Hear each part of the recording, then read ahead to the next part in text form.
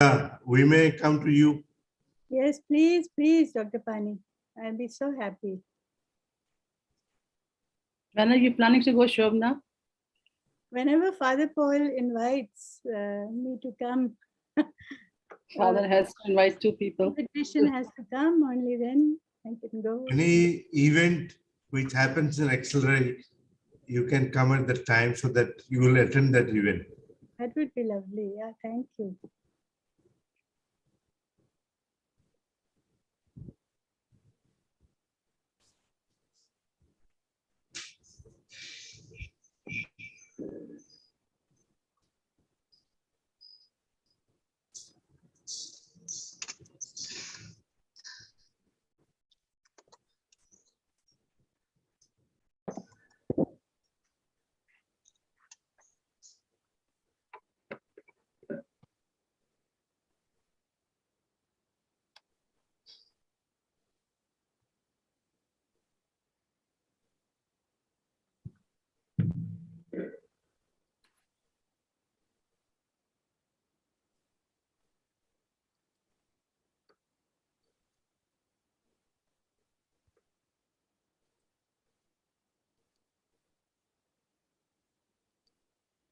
So, Lee, with your permission, can we start? And I will just welcome everyone, and people will join in as we go. More are joining in. So I think in a minute we will start. So. Sorry, Father. Father George is calling. Hello.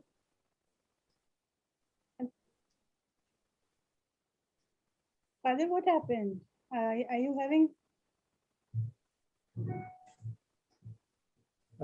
I had issues with the link as well. Let me see if they can help you from the Jamshedpur end. I'll just everyone. Shall we send the link again? Yeah. Again, he has sent the link, so Father George's link will be fine. So, okay. I also had problems, Father, logging on. So try. Shobna, we will start. Father. छोड़ दूं क्या? सोच रही हूँ मैं सोच रही हूँ लैपटॉप पे खोल ले रहा हूँ, गलती कर दी, यहाँ पे बैठे कुछ भी कर लेते हैं, किसी तो जरूरी भी नहीं है. Father, we need everyone to switch off their microphones and. Yeah, this is what I was going to say. Yeah, Mute the microphone from the. We have the IT team. If they can just switch off everybody's microphone, that would be good.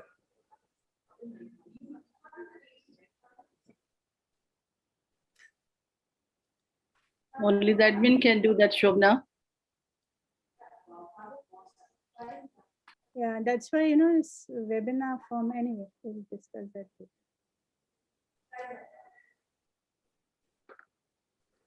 So welcome everyone. Will help if you can mute your mics and put it on when you can afterwards come in. We are grateful to Professor Joel Lee for joining us. Professor Joel Lee, welcome to XLRI. Welcome to this Center of Public Policy, which is just started, and this is the second Global Policy Lecture, which you will be delivering.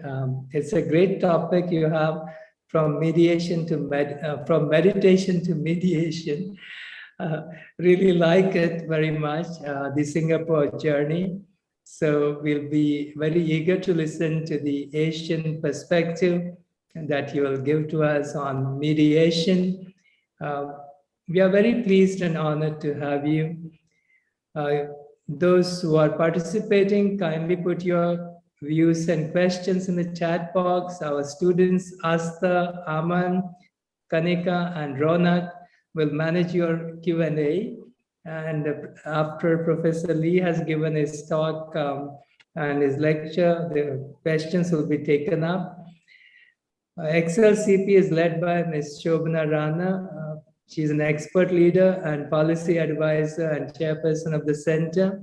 She will introduce Professor Joel Lee to us and help us with understanding the mind and heart of Professor Joel Lee. A word about XLRI Center for Policy. Public policy and public affairs is where people can reflect on how their lives are formed and transformed by public policies and the responses to public policies in terms of public affairs. World over, public policy is evolving, and public policy products are products of governments very often, but citizens can put in their input into it.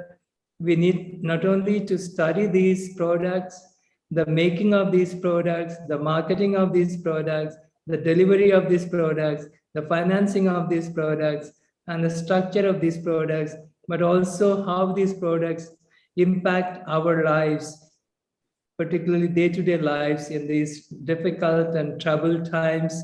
We are just getting out of the COVID and recessions and inflation and other things, how they enable us or disrupt our lives, how they change social inequalities, justice and peace, how they change relations between people, and so on. Hearty welcome to Professor Joel Lee, our distinguished speaker today. We'll be listening from him from meditation to mediation, the Singapore journey. May I ask Ms. Shobna Rana, Chairperson, XLCP, to introduce to us and welcome Professor Lee in our midst. Shobna? Thank you, Father. Good evening, everyone. I think Father has done most of my job in his opening remarks. You've all read Joel Lee's bio, which was sent to you in the invite. I will not repeat it. I will add to it by saying that Joel is a pioneer in the research, training, and teaching of mediation. He has put the importance of mediation as a tool in in dispute resolution front and center in Singapore, in Asia, and across the world. He is also a great friend and partner of India and Indian mediators who have trained with him, alongside him in Singapore and in India. Our mediators are mostly located in the High Court and Supreme Court in Delhi. And it is from there that I first heard of him. And I must say I was delighted to discover him in person. But I think most importantly, what I will say, Joel, about you is you carry your accomplishments and your talents very lightly on your shoulders. With a twinkle in your eye and a delicious sense of humor and deep humility, you carry yourself and all the wonderful ideas that you've introduced. And it'll be a pleasure to listen to you for our own thinking. I just want to say a quick word about XLCP as well, and how we have Joel here with us. XLCP is going to offer training in several core areas of public policy and public administration, one of which, and an important one in my view, is mediation and negotiation. And in that area, I would say Joel Lee is the gold standard. And for us to listen to him and to get some insights will be very helpful. So for me, it's a great honor to know you as well as to have you here. I'll just say a quick word about the way we'll proceed this evening. So we'll hear from Joel for about 30-35 minutes, followed by the Q&A, as Father said. And then we'll have a concluding vote of thanks by Father George, who is a director of the Delhi NCR campus. And I'll quickly thank board directors for their support and all that they do for us. So with great excitement and happiness and joy, I pass it on to you, Joel. Thank you. Thank you very much, Shobna, for that very kind introduction. Sometimes one of the things about listening to an introduction about yourself is you feel like you want to turn around and say, who is she talking about? So thank you very much for being extremely kind. I only wish that my wife was here to hear that and roll her eyes, because she knows all of that is as my wife, quite untrue. But first, I'm very honored to be here tonight. My thanks to the Xavier School of Management Policy Center for inviting me, and Father Paul Fernandez for inviting me to speak to all of you. And I'd like to thank all of you for taking time from your precious schedule to listen to me talk about mediation, which is something very near and dear to my heart. So a couple of housekeeping matters, I think, from my perspective. I don't know about how you feel, but when I speak on the internet, online, it is a very lonely, it always feels very lonely to me because I can't actually see a lot of the people I interact with. I can't get the energy from the room, right? So if any of you would like to, sort of type like laugh out loud or whatever you like to do, sort of something into the chat from time to time, please do that.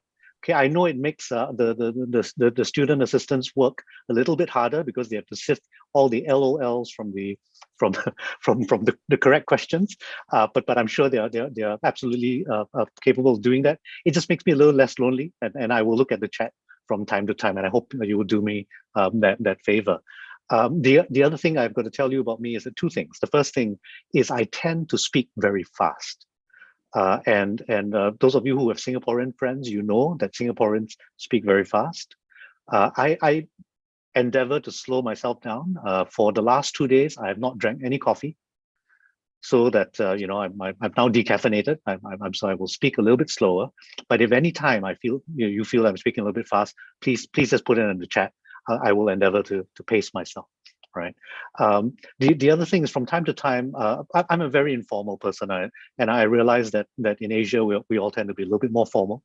But I see this as sort of like a chat between friends, and I hope you don't mind if I adopt more of a tone of informality in this conversation. Right. So with that, I'd like to begin, and the topic, of course, as you all know, is from meditation to mediation. I know some of you are probably wondering, what's that about? I promise I'll tell you why meditation in a moment. But as you all know, mediation is a very hot topic internationally, right? And as some of you will know, and Shobna's mentioned it, I have been involved in the mediation movement in Singapore since its very early days, right? So what I'd like to do is for the next 35 to 40 minutes, I'd like to share with you the Singapore journey. And of course, after that, I'll take any questions you might have. I don't guarantee I can answer them, but I will try. I want to just get a few things out of the way. The first is I want to acknowledge that mediation has existed in India for a very, very long time, right? It's technically existed in sort of the Asian part of the world for a much longer time than I think it has existed in the Western world, right? And I like to acknowledge that. The mediation that's existed in India all this time and in Asia may be quite different from what we're talking about mediation today. All right, and I'll draw some sort of definitional distinctions for us in a moment. Now, I also do not pretend to understand every social, cultural, or political context in India in which mediation might occur. Right, India is a very varied country. I know that. Right, in my short visits there. Just the range of culture, range of context, range of concerns, range of interests are quite different. Right? So I don't pretend to know all of that. And I certainly don't see myself as the expert outsider. Right. So my purpose is to really share Singapore's experiences with the hope that some of the mistakes that we've made and some of the lessons we've learned might be helpful to India at this stage in India's mediation movement development. Right, so that really is the purpose of what I'd like to share with you today. So let me start off with I think a fundamental question, right? And that is essentially, what is mediation? Now, mediation is one of those words that we all think that we know what it means. A lot of lawyers that I encounter tell me they know exactly what mediation is, and that's why it's not good. And then when I ask them a little bit more, they actually don't know what mediation is. Right. So as a starting point, let me talk about the elephant in the room. Let me talk about the elephant in the room, because we would all think that the topic of what mediation actually is would have been settled by now, but it hasn't. Right. And I'm sure all of you might be familiar with the story of the 4 blind men and the elephant. And if you're not familiar with that story, I hope you will indulge me while I share that story very quickly with you. Right, and as the story goes, and it's set in many different countries, and there's a version that is set in India, there's a version that's set in Africa, and so on and so forth. But where it's set is not important. But as the story goes, there were four blind men, and they'd never seen an elephant. And they heard that an elephant was present in the village. And they said, yes, we need to go find out what this thing called an elephant is, because everyone's talking about it. So these four blind men went to this elephant, and the first one held onto the trunk of the elephant. And he says, my goodness, the elephant is like a snake, right? It's sinewy and long, and it's muscular, right? The second blind man felt the side of the elephant, and the second blind man said, no, you're wrong. Mediation is, or rather the elephant is like a wall, like a building. I can feel it. It's like a big wall. The third one was actually hugging on to the leg of the elephant. He says, no, you're both wrong. The elephant is like the tree trunk. And of course, the fourth blind man, unfortunately, was at the other end of the elephant. Nothing untoward happened, I assure you, but he was holding on to the tail of the elephant.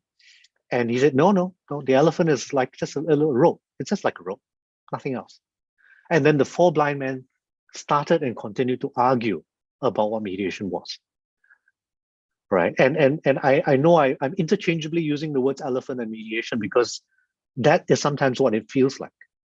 That when we talk about mediation, we're four blind men talking about the same thing, but we only see a part of it. So I'd like to, for the purposes of our talk today, share with you what I would consider a working definition of what mediation is. And then that would help us take that conversation a little bit further, right? So mediation, from my perspective, is characterized by a number of different aspects. The first aspect is that it is facilitated by a third-party neutral. We call that third-party neutral a mediator. Now, to be fair, those of you who are familiar with litigation or arbitration will say, hang on, those are third-party neutrals as well, and that's exactly right. So the third-party neutral is constant about that. Okay.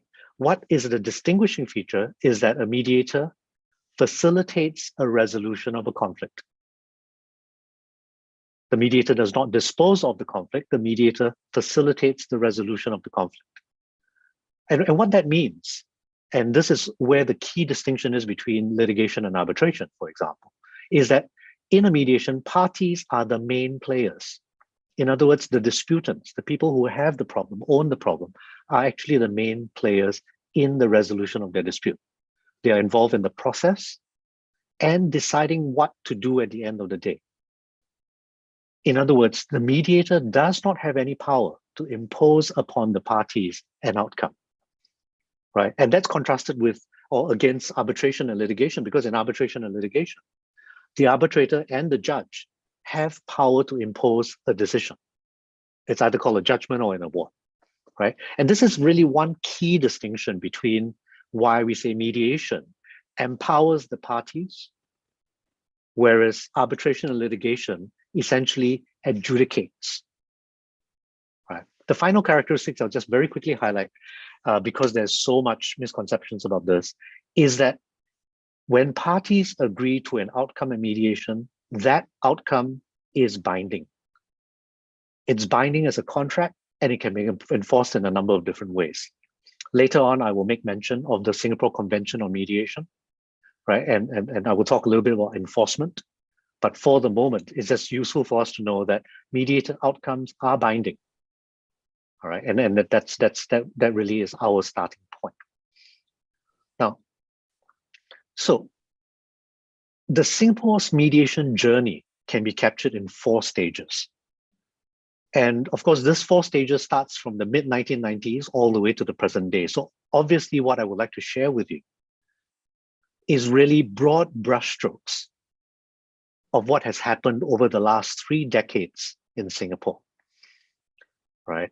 At each stage, I will focus on developments and possible lessons that we can draw from it, right? And the idea then is so that we are able to distill some of those lessons, and where it's appropriate, maybe apply them to guide how India might approach these things.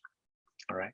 Now, at stage 1, and stage 1 really spans from the mid-1990s to the early 2000s, right? So it's about a period of about 10 years. And we call this stage 1 or phase 1 because it is the beginning of institutionalized mediation in Singapore, right? As I mentioned, mediation existed in Singapore in various different formats already. The Chinese communities had their own version of mediation.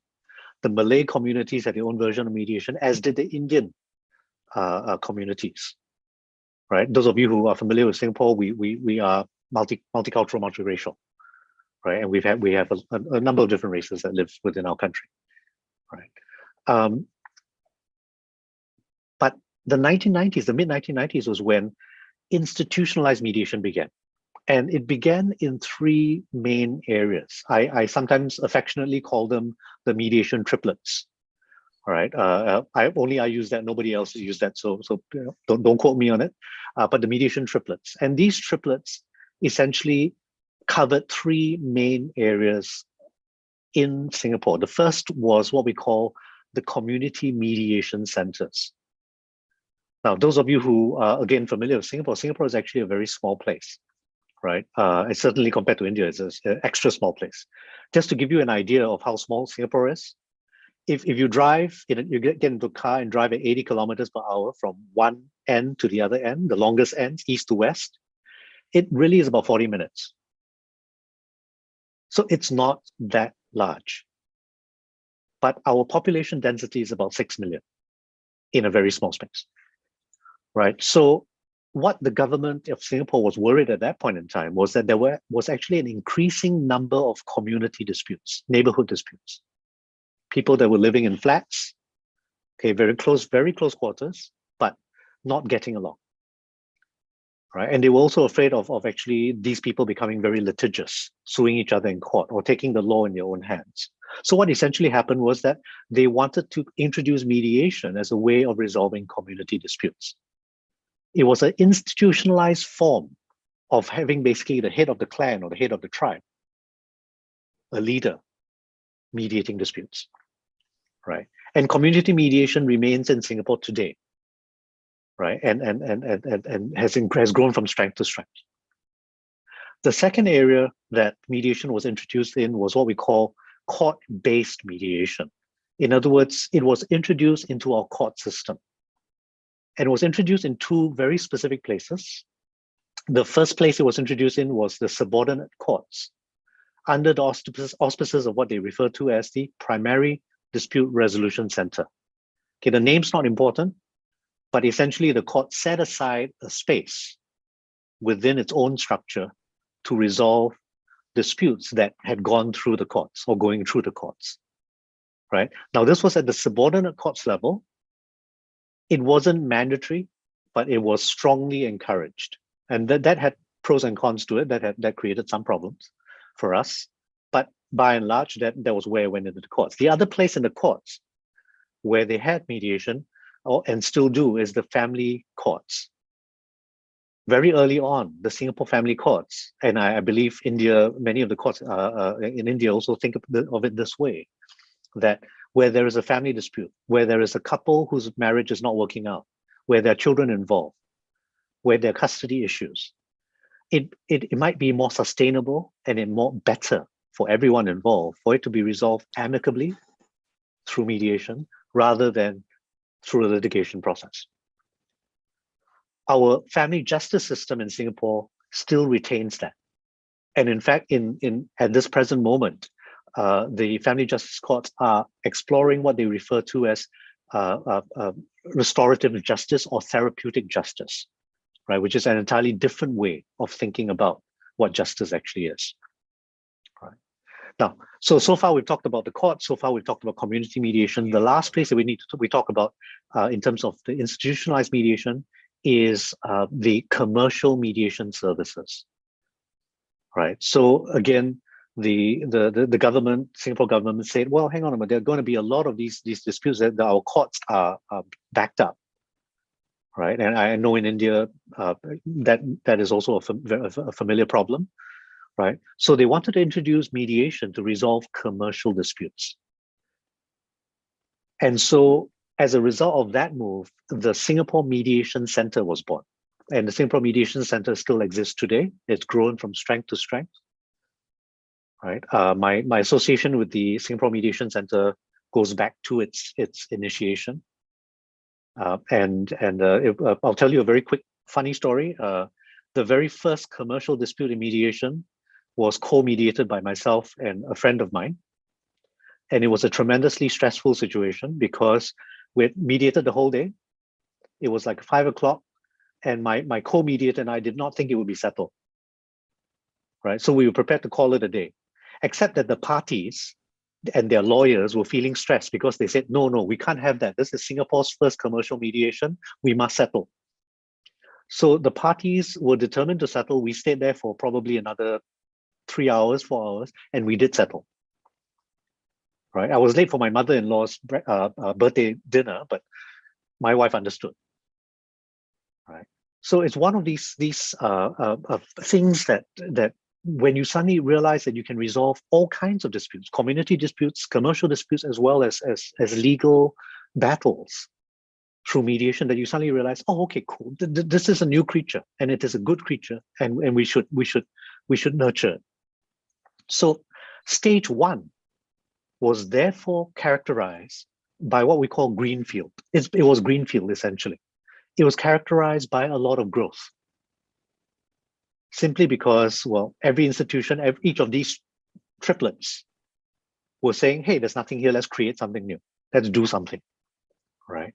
Now, this had pros and cons.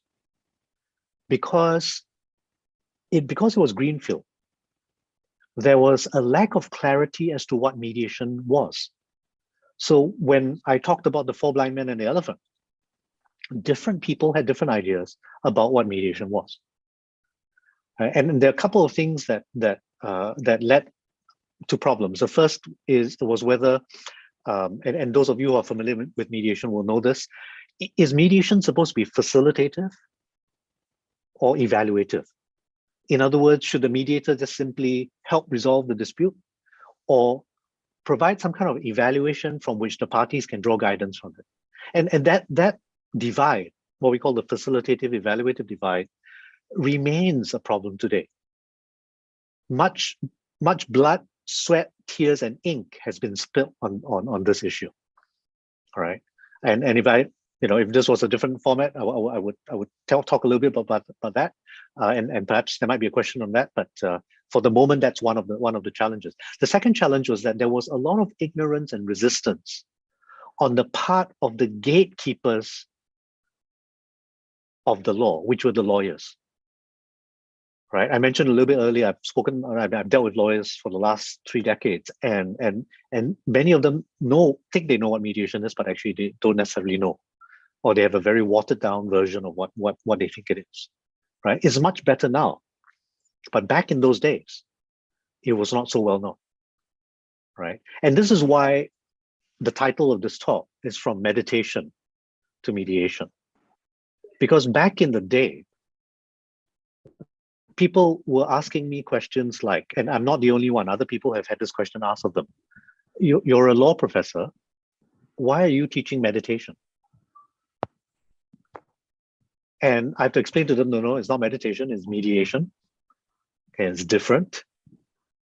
Of course, there are actually parallels between meditation and mediation, but I won't go into that here. Right. Okay. But so there was a lot of misunderstanding about what it was. Right. It was also characterized, that period was characterized by what we call cross purposes, right? Mediation can serve a lot of things. And one thing I think it should serve is the resolving of disputes in an amicable way, which hopefully is far more sustainable.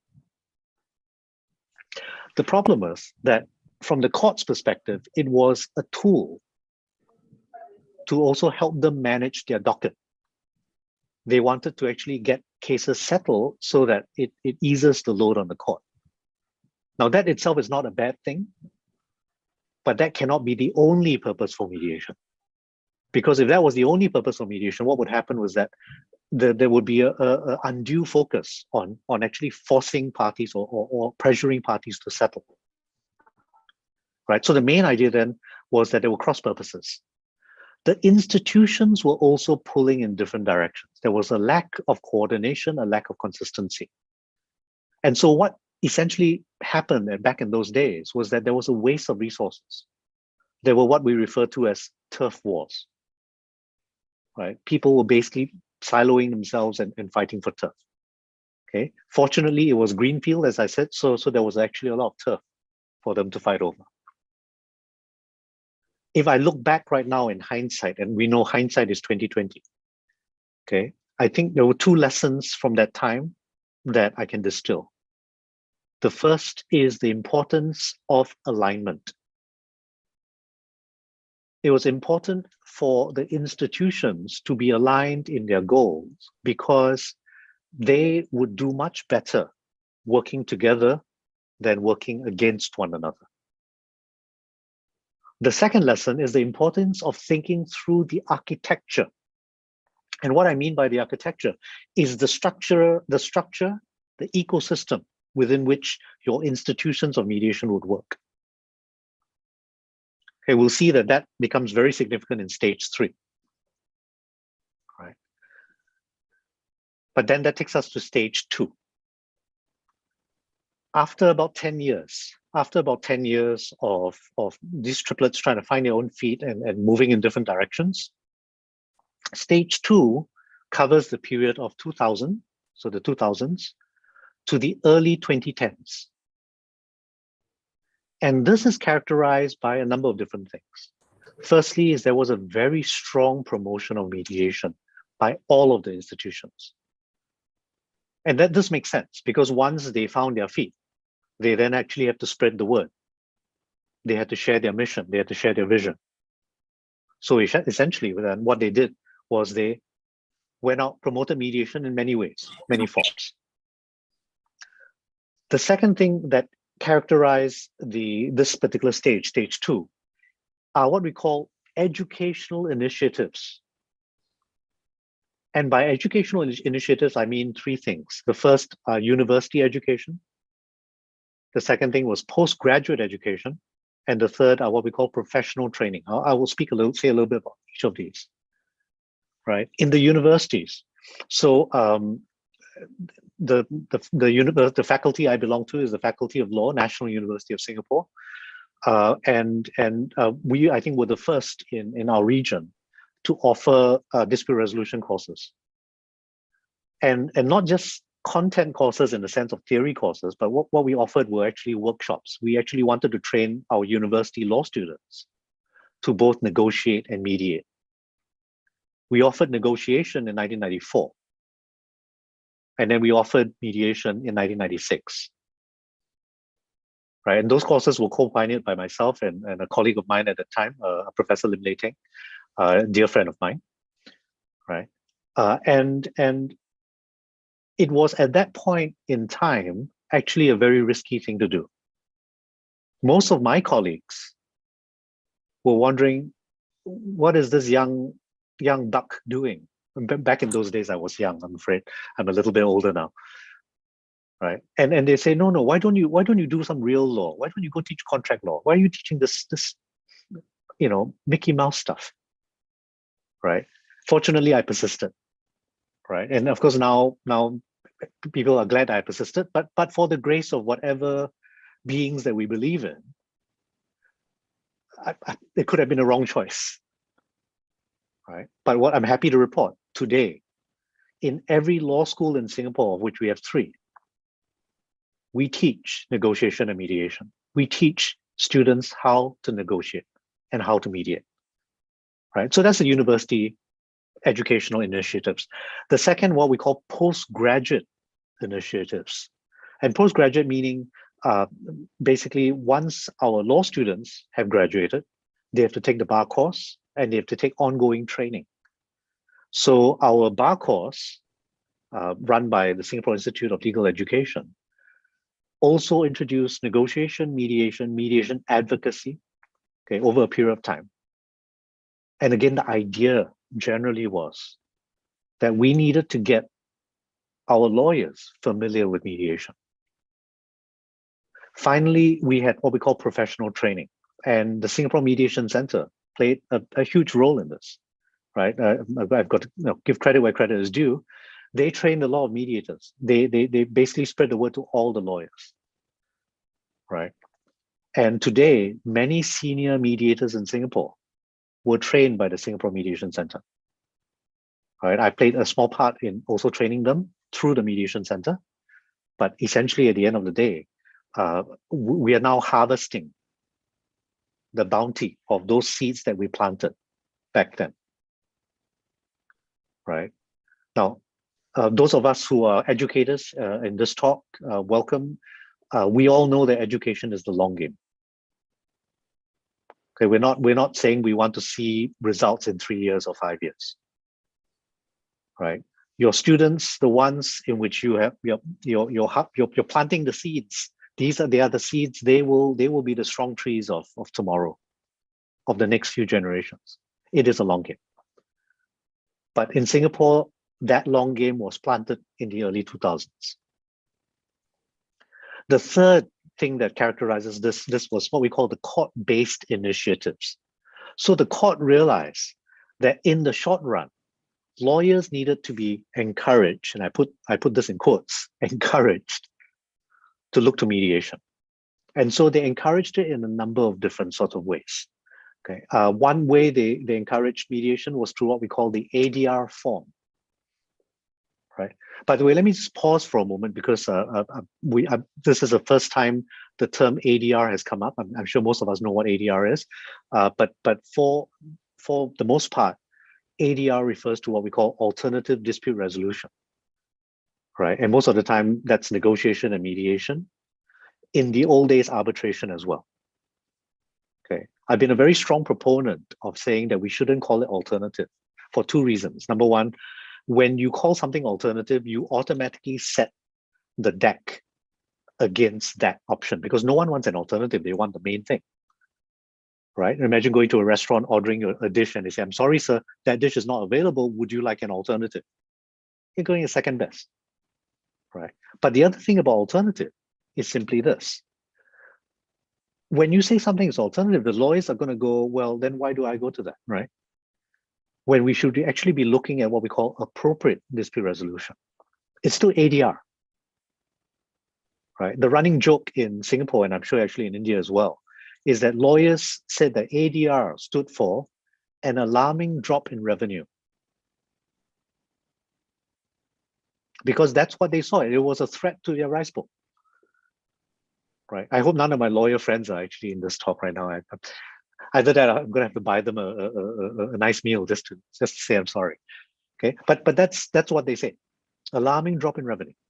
Okay, so the courts initiated what they call an ADR form, which basically meant that every lawyer had to raise mediation to the attention of his or her client.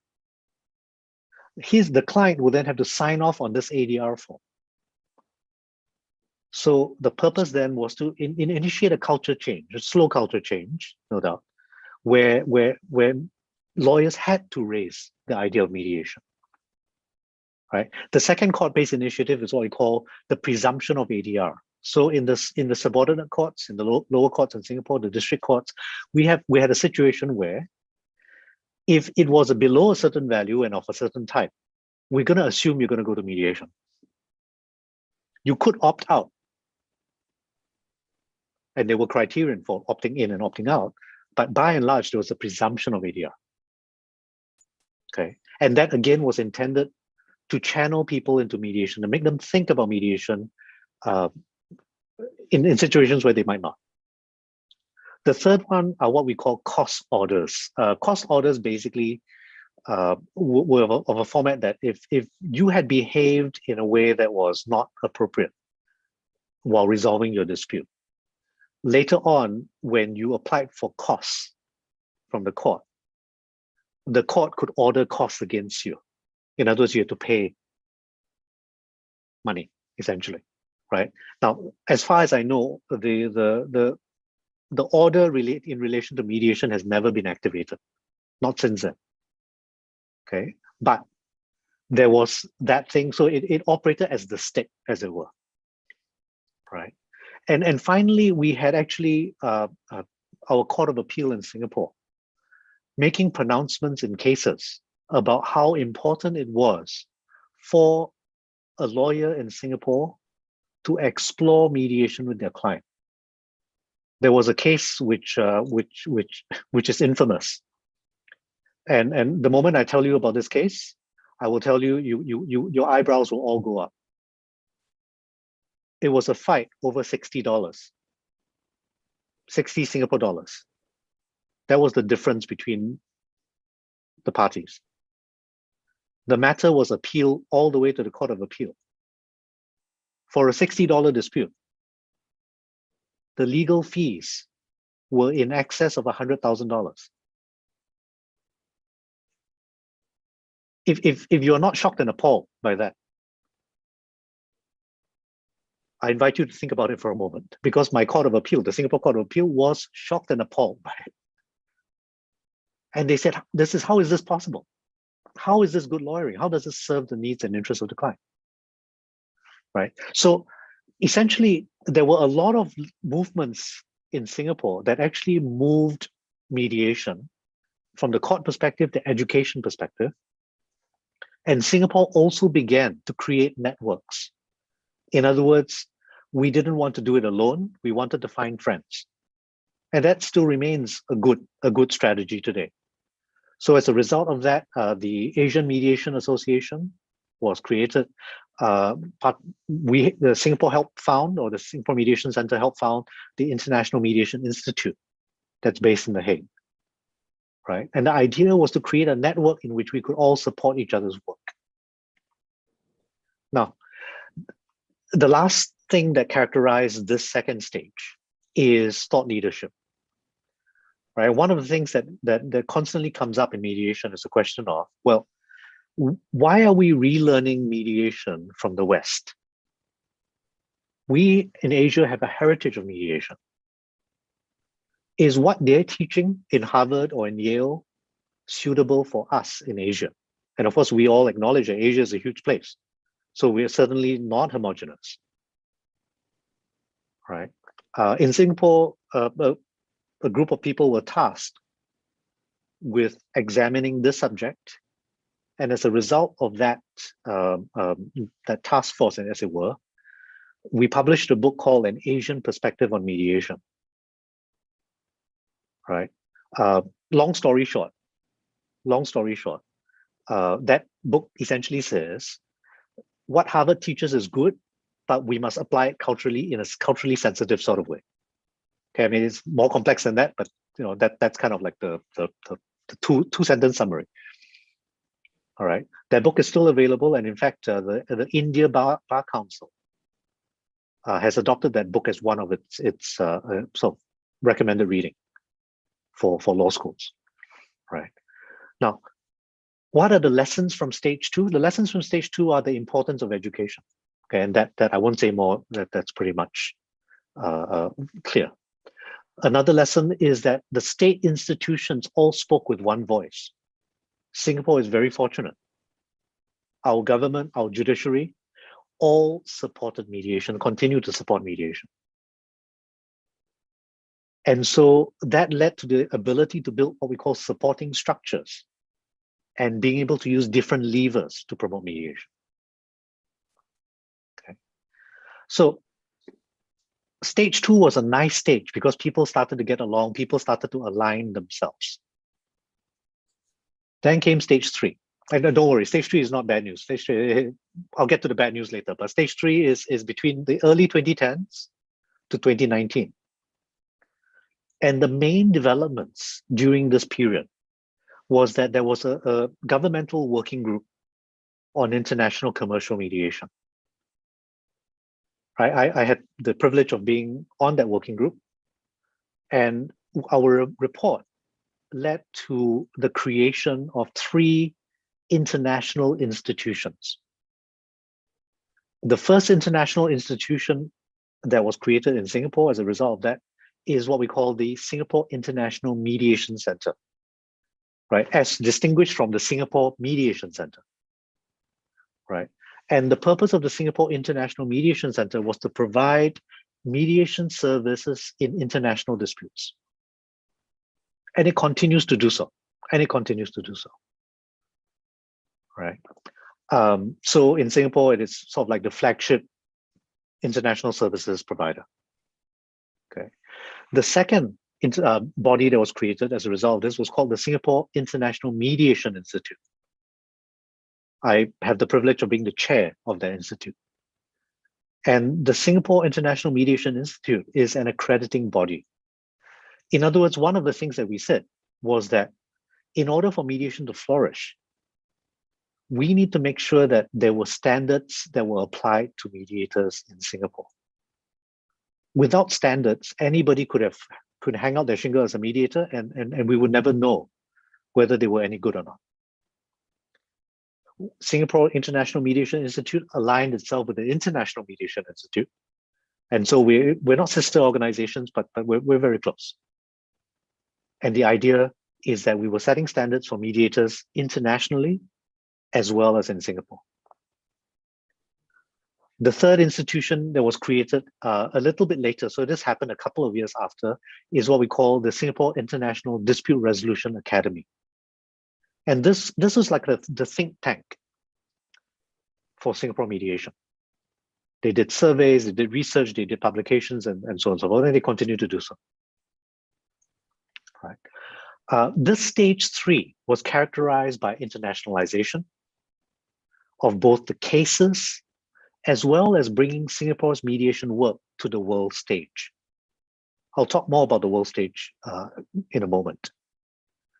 But this stage was also characterized by what we call the concern with quality assurance, right? Because without quality, mediation will be hurt in the long run. And this is why we focused on standards. Now, the lessons that we could learn from this stage is firstly the power of alignment. The Singapore institutions were all so aligned that we were able to bring mediation to the world. In stage 4, I will talk much more about that. We were able to be part of what we call the Global Pound Conference, right? The Global Pound Conference, just for a little bit of background, those of you who are familiar with mediation will know this. In 1976, in the US, at Harvard Law School, they ran what they call the Pound Conference. And the Pound Conference was called that because it was held in Pound Hall. And it was basically about how people were dissatisfied with litigation. And in the US, that's kind of like, acknowledged by most as the beginning of the formal ADR movement. In 2016, we decided to hold a worldwide Global Pound Conference. Singapore was the inaugural conference, and it basically was a traveling show. It went all the way to London and different areas of the world, right? It was very successful, and Singapore played a significant part of that. Okay, as did the IMI. So many people played a part of it, but we did play a part of it. Now, but one of the lessons that, and this is where the bad news begins, is there is a saying, I'm sure all of you are familiar with it. Those who forget the lessons of the past, of history, are doomed to repeat it. And stage 3 was kind of where a little bit of that was beginning to surface. We were not learning the lessons of the past. There was beginning to be infighting. There was beginning to be pulling in different directions. There was beginning to be the institutionalization of politics. Perhaps it's unavoidable. Whenever you put a lot of people together, there will be. But that was unfortunate because it seemed to take energy away from that could be more usefully spent elsewhere. And finally, that takes us to stage 4, which is 2019 to the present day. And so we are currently in stage 4, right? In hindsight, if you ask me this in 10 years' time, where stage 4 ends, I could tell you right now, I could not. But essentially, the main development that we're talking about in stage 4 is the Singapore Convention on Mediation. Now, I'm pretty sure all of you have heard about the Singapore Convention on Mediation. Okay, you might know a little bit about it, you might know nothing about it. So let me very, very quickly tell you what it's for. Essentially, the the Singapore Convention on Mediation seeks to do for mediation what the New York Convention on arbitral awards did for arbitration. Stated very simply, when parties are signatory states, a mediated settlement in one party state can be enforced in another party state in the same way as if it was belonged to the party state. So it provided for ease of international enforcement. This was important if mediation was supposed to come out from just the cottage industry idea into true internationalization. So the Singapore Convention on Mediation is a significant document, right? It provided a stamp of legitimacy to mediation equal to arbitration. And I'm very proud to know the person that chaired the committee that created that. She's a Singaporean, very capable woman, Ms. Natalie Sharma Morris. And it was a great achievement because she managed to get a lot of countries to agree on the text of this, right? There was a lot of work in the background, so it's not just her, but certainly she is someone that should be given due credit. Stage 4 is also characterized by an increased interest in mediation. This is partly because of the Singapore Convention on Mediation, the SCM, but it's also a side effect of COVID, right? So I know COVID, the last couple of years, 3 years, has been difficult for everyone, right? And some of us have lost loved ones as a result. But because of COVID, people needed to have a way to resolve international disputes quickly. They didn't have the time or the energy to have to take it through litigation or arbitration. And so mediation was suddenly a very popular choice, right? And so in a sense, if there was at least one silver lining to the pandemic, this was it. There are actually a number of other silver linings, but this was one of them, right? Now, I'd like, with your permission, to gaze into the crystal ball for a little bit, because I like to just finish by giving you my predictions, my thoughts about what the trends and challenges of mediation are going to be in this present stage for Singapore, and I would suggest to you internationally. The first trend and challenge that we need to be looking at are what we call the impact of technology. Right. Technology is of two forms. The first is what they will refer to as artificial intelligence. We're making great strides in AI right now, almost to the point that I'm a little bit worried that we would have the Terminator movie. I don't know if you remember the Terminator movie. I think those of us of a certain age will remember it. Those of you who are too young to remember it, keep quiet, because don't make us feel old, right? But the idea is that the machines take over the world, essentially, right? In fact, recently, I think recently they were talking about an AI machine that had developed sentience. In other words, it developed awareness. That's scary. It's great, but scary, right? So how will AI impact upon mediation? Now, it's not that machines will take over the mediator's job. The mediator's job is still currently safe as far as I'm concerned. But to use AI to help identify where the negotiating points are, the points of resolution, for example, those would actually be very helpful. Then, of course, technology assists us in what we call online mediation, mediating via Zoom, for example. All right. Many mediators pivoted to online mediation because of COVID. Many mediators said it wasn't possible, but those that did proved that it could be done and are benefiting from that right now. And I suspect now, as the world is beginning to exit the pandemic, online mediation is here to stay. But that creates a whole host of different problems about confidentiality, about equal access to technology, and so on and so forth. Right? Different issues that might not exist if we were just talking about face-to-face mediation. Right? That's the first trend. The second trend is basically the issue of standards, right? And I don't want to overstate it, but I also don't want to understate it. If mediation is supposed to be an international form of dispute resolution, surely the world must hold it to a certain set of standards. Because otherwise, you have people who shouldn't be mediating at all, not because they're not capable, they maybe not trained, or maybe they don't have the right mindset. Maybe they're just litigators, right? That firstly will give people, the users, a very wrong idea of what mediation is. But it may also hurt mediation insofar as it doesn't actually achieve the goal of mediation. The idea of standards is also important for another reason. Article 5 of the Singapore Convention on Mediation allows signatory partner countries, not signatory partner countries, to refuse to register a mediated settlement if there was a breach of mediation standards. So that article brings to very clear, stark contrast relief that then we must have a conversation about this, because if nobody agrees about what the standards are, how can any country say, well, you've breached mediation standards? It will make a nonsense of the convention, right? And so it becomes a very important issue to talk about, right? And it needs to be an international conversation, because standards also obviously involve culture, involve gender, involve many other issues.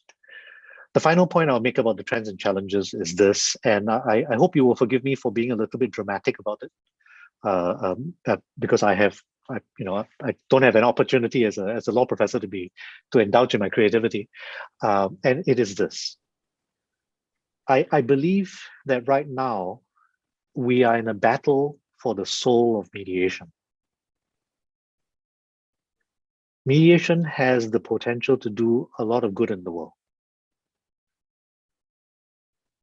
However, because mediation is becoming so popular, we have a number of people in the world who are trying to remake mediation in the image of arbitration, because that's what they're familiar with, right? And that is a mistake. Because if you remake mediation is so fundamentally different from arbitration that if you try to remake it as arbitration, then you kill mediation. You can still call it mediation, but it's not. You know it's not. Right? So I call this, also in a very Star Wars, light versus dark sort of format, the idea, the Jedi versus the Sith, right? It is a battle for the soul of mediation, right? And that battle must be fought, right? Rigorously, fervently, right? So that's where we are at in Singapore. How we might develop over the next decade is anyone's guess. I've highlighted 3 things that I think will be in the forefront, things that will be challenges and trends. But in 10 years' time, mediation might be fully accepted by the rest of the world. The SCM, the Singapore Convention on Mediation, right now has 55 signatories. 10 countries have ratified. And we need quite a few more to ratify before it gains a certain threshold. But I see that as happening in the next 10, 15 years. All right. Mediation has always played the long game. And India, I know, for example, has a lot of mediation, is very interested in it. You guys have currently a mediation bill, right, going through, right? And all those are great developments. Right. So I think what I'll do is I'll probably shut up now, because the thing about these kinds of talks, you don't know how to end the talk, right? So I'll just shut up now, and I'll take whatever questions you have. I'm sure all my students always say in school, just keep quiet, Prof. And so I'll take whatever questions you have. I know there've been like 13 chats. I've not had a chance to see them, but perhaps the student assistants can guide me through some of them. Yeah. We'll pass it to them, Joel. I think I'll come to Singapore and steal you from NUS and bring you. You might have to fight with my boss for that. Yeah, exactly. So I'll pass it on to the 4 students, and then back to me, and then to Father George in Delhi. Sure. Hello, Prof. Our first question is from Nilakshi. They ask that they wanted to know who ensures the neutrality of the third party in family courts. Okay, that's a great question. I'm not a family lawyer, so I'm going to give you my broad impressions. So let me give you the politically correct answer. And then let me give you my subjective answer. Okay, the politically correct answer is that all mediators are expected to be neutral and impartial, right? If they're trained well, they have a duty to be that, right? Now, the problem, and this is the other answer subjectively, is that we as human beings, I do not believe that we can be objective. I believe that we are subjective creatures. So what it must mean is that a mediator in the family courts, but actually in any court, in any context, has a duty to treat parties in an even-handed fashion. They need to be able to say, okay, the process is fair vis-a-vis both parties. Both parties are empowered. Now, of course, there's a lot more complexity to this, just in case if there are power imbalances and all that. But put very simply, a key aspect in my mind of what a mediator does is his or her neutrality. So the answer to the question is who ensures it? Technically, the institutions, the mediator does. But this is where I also say the standards setting body has to ensure that. So for example, if a mediator is not neutral and a complaint is lodged, the standard setting body should be able to investigate that complaint and to be able to either censure or to take some action, okay, to address that problem. Right, I hope that helps. Thank you, Professor. Yeah, that helps. Our next question is from our Dean, Professor A.K. Pani. He asks that despite being successful in various countries, mediation hasn't been able to make such a headway in India. And given the lack of awareness as well as cultural and other diversity in this country, what's the way forward? So if you could shed some light on that. Well, to be fair, actually, there's a lot of work being done in India on mediation. The Delhi courts, for example, have their own mediation center attached to it. There are a lot of dedicated mediators that I've met in India, some of whom I've trained, some of whom I consider my professional colleagues, right? Mr. Sriram Panchu, for example, some of you may be familiar with him, is a legend in Indian mediation circles, right? I think it's not being able to make headway in India, at least seemingly so, for a number of reasons. Firstly, it's just India is very large, right? And so it's going to take some time for enough, advocates, enough people who are going to spread the mission out to India, to all of India, as it were, right? Apart from it being large, I think it's also because there is the lack of education at the university level. Now, a lot of the time, and I know, for example, that the Indian Bar Council, I can't speak for any other degree, I can only speak from what I know about the law fraternity. I believe the Indian Bar Council has required law schools in India to cover mediation as part of its subjects, right? That's going to take you probably about 20 years for those graduates today to be able to make some kind of a difference in the community, right?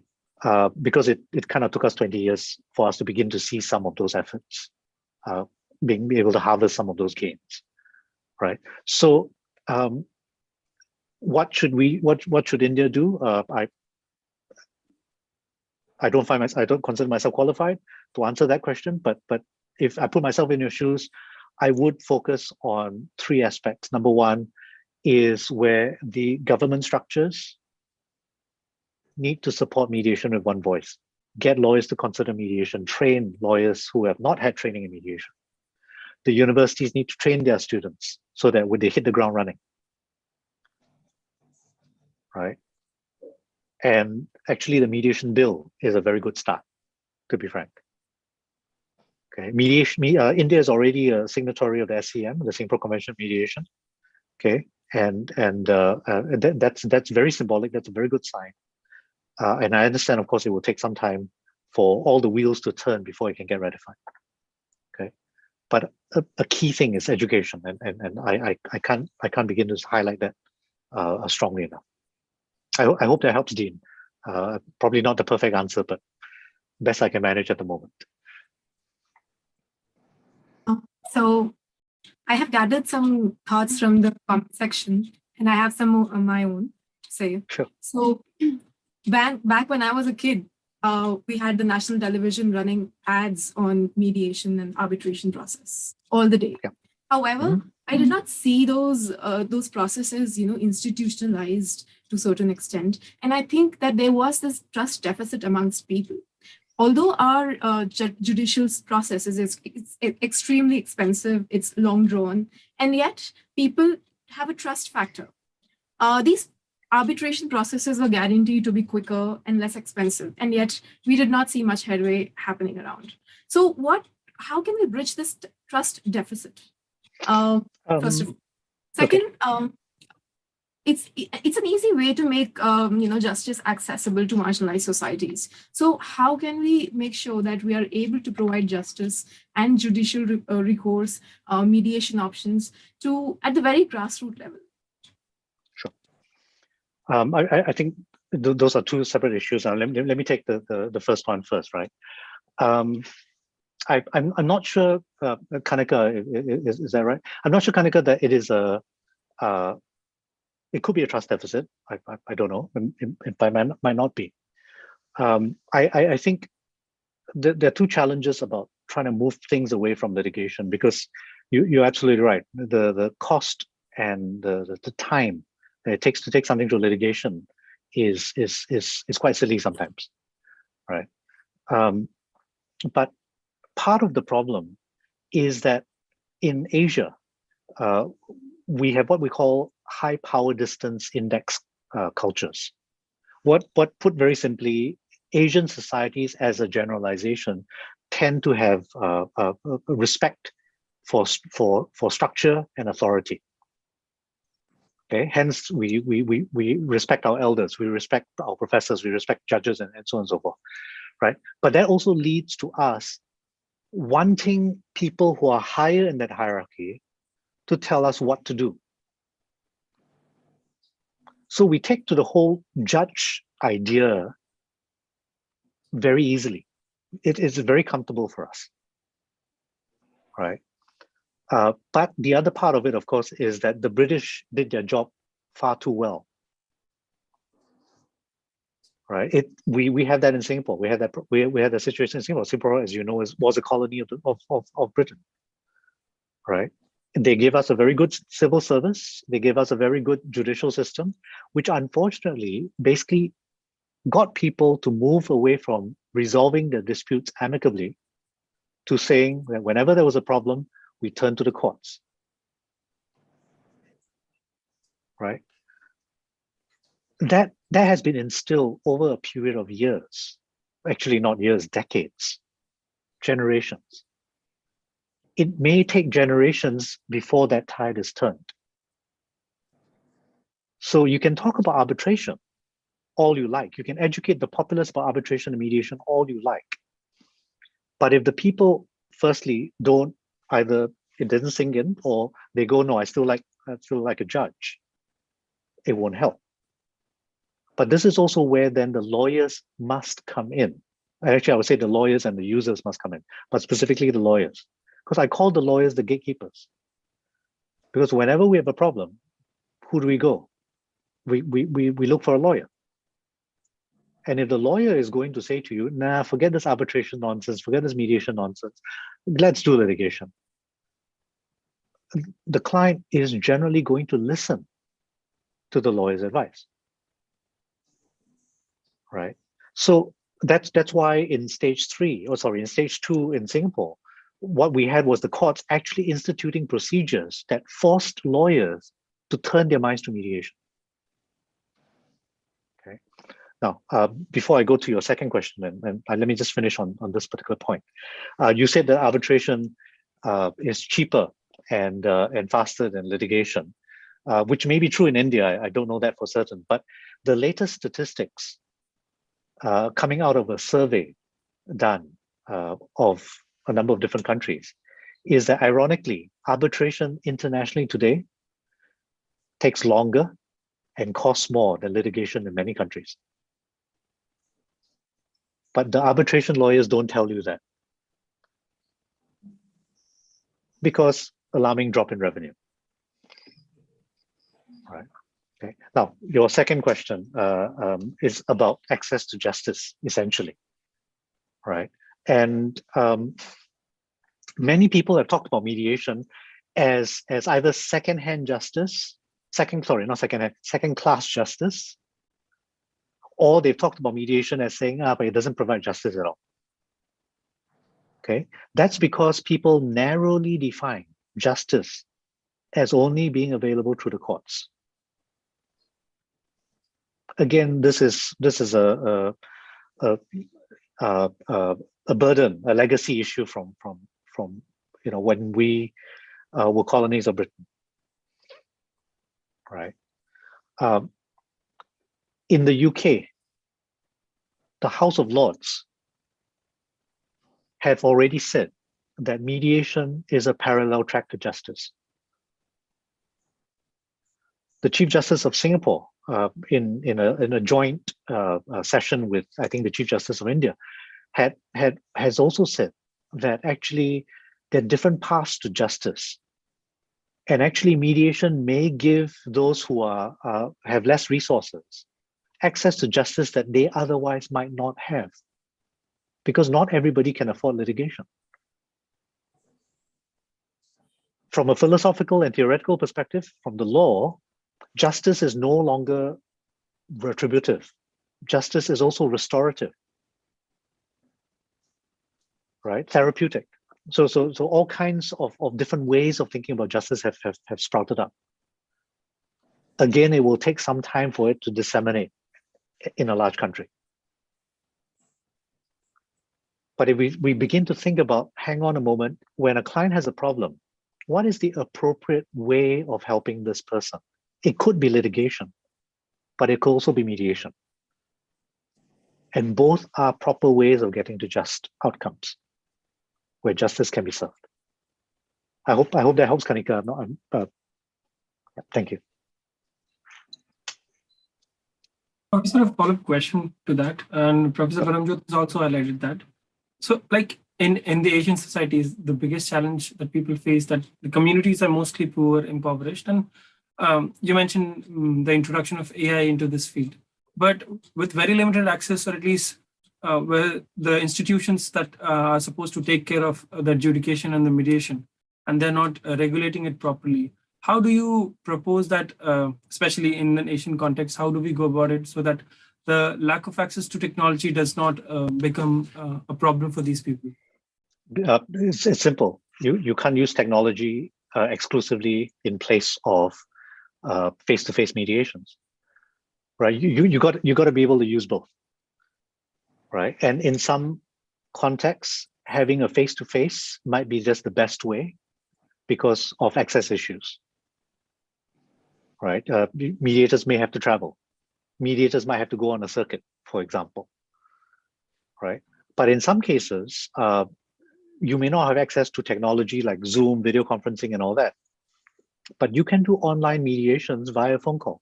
It's not ideal. I get it. It's not ideal because you won't see people's sort of nonverbal reactions and all of that.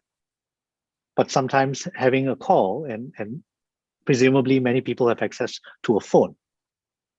And I realize not everyone does, but that's a lot easier than a computer, right? So it's actually getting a sense for what's on the ground and sort of altering your strategies to meet that, right? Let me share with you a very quick story. So my mother is in her 80s, still hale and hearty, still treats me like a 15-year-old. All parents will, and Singapore is on a push for using technology in payment. Is what we call electronic payments.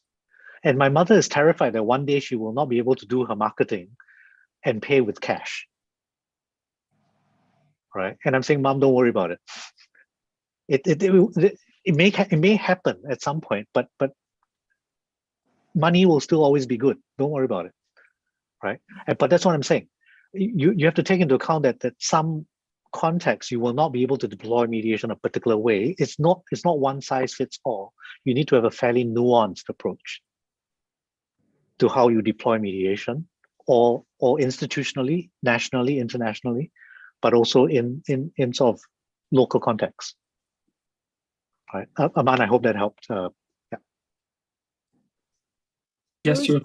Sorry to interrupt. I just want to know how we are doing for time. How much more time? I'm afraid I've been a little bit long-winded. I probably could take another 1 or 2 questions and then call it to a close. Okay. Thank you, Shomna. Yeah. We have our last couple of questions here. So one is from Ritesh Raghavan. They said that they love the Star Wars reference, but could you please quickly point out the difference between arbitration and mediation from a practical or legal point of view, preferably with an example? It's simple. Arbitration is adversarial and adjudicative, right? So the way it gets decided is basically roughly rights, the law. We'll take a look at the law, and the arbitrator will basically listen to both parties fight, kind of like a judge, and then present or deliver an award. That award is binding. In other words, someone will win, someone will lose. Mediation works differently. Mediation basically says, come and tell me your problems. I'm not so concerned about the law. All I'm concerned about is what is the problem here? What are your real needs? What are your real concerns? And how do we solve that problem, which has to be legal, of course, but doesn't have to be according to what the law may say, right? So I'll give you a very, very clean example of, this is based on a mediation I did many, many years ago, where you have a contractor providing tiles and a contractor who was essentially putting the tiles in flats, right? And the tiles basically were not of the quality that was required by the regulator. So there was a breach of contract, and the matter went to court. It got shunted to mediation. If it went to arbitration, basically the arbitrator would say, well, hang on, there's either a breach of contract or no breach of contract. And if there was a breach of contract, you have to pay this person that much money, right? And that's the end of it. Mediation was basically saying to them, oh, hang on a moment. You're telling me that you're going to go bankrupt. So even if they win in court against you, they will get nothing because you're almost bankrupt. How about you buy back the tiles, give them new tiles, and have some kind of a discount structure for future deals, right? And that worked for them.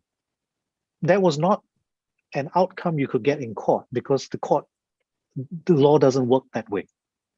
So mediation is looking at practical solutions for real life problems that sometimes the law, although it may have a solution, is ill-equipped to deal with. Right. So that would be the difference between what we consider arbitration and mediation.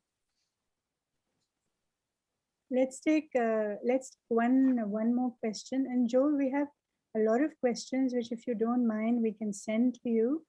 And sure. You probably respond at your leisure. That would be very helpful. Sure. So one last question we have from one of the participants. What's the best way to get trained in mediation at a very beginner level in India or abroad? There are many service providers, training providers in India.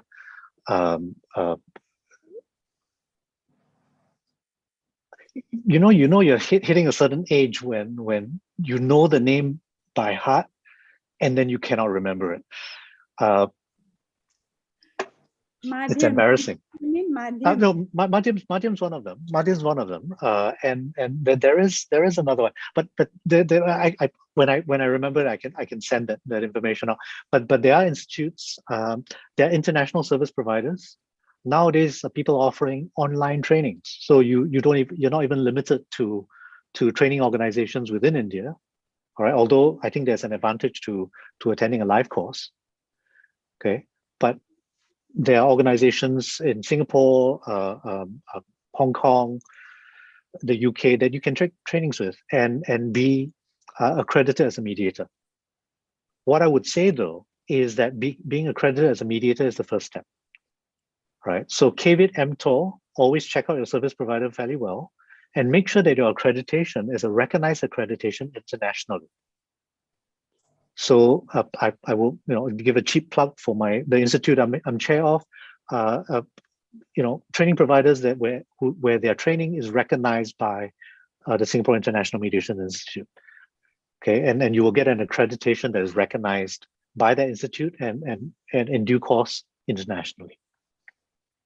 Okay, so there are institutes around India and around the world that conduct trainings.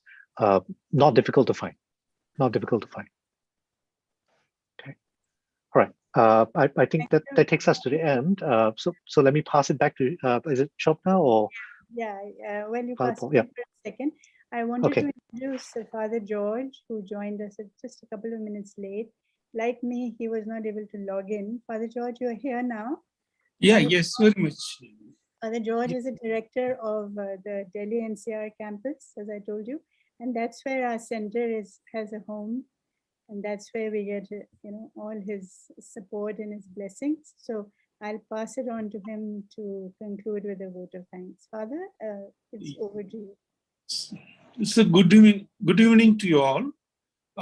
Really thank you, Professor, for enlightening us on the topic on mediation. It was truly meditation on mediation, explaining the definition and what are the real challenges that currently we are facing to implement the mediation. So thank you very much for taking your time and addressing all of us on this most important topic.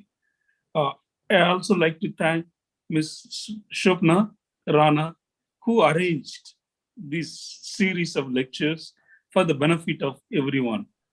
Thank you. Like to express thanks to Father Paul Fernandez, constantly supporting all this initiative.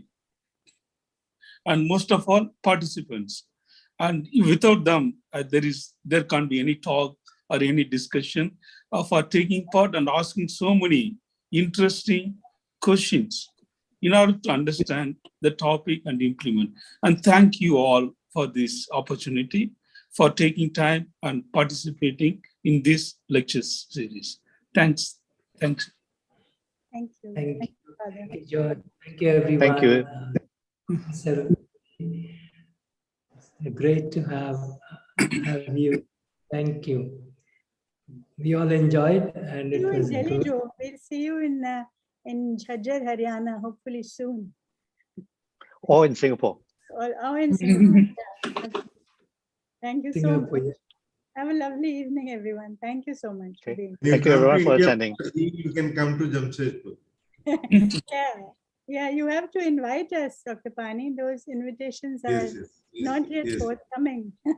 Thank you so much. Thank you. Joel, there is Dolly.